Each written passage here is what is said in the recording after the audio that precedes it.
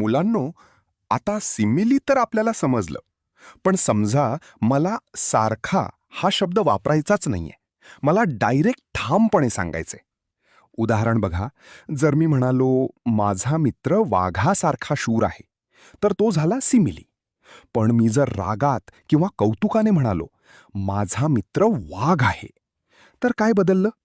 इथे मी सारखा शब्द काढून टाकला आणि माझ्या मित्राला डायरेक्ट वाघ बनवून टाकलं. यालाच इंग्रजीत म्हणतात मेटाफर. मेटाफर. जेव्हा आपण दोन गोष्टींमधला फरक मिटवून टाकतो आणि म्हणतो की ही गोष्ट तीच आहे, तेव्हा मेटाफर होतो.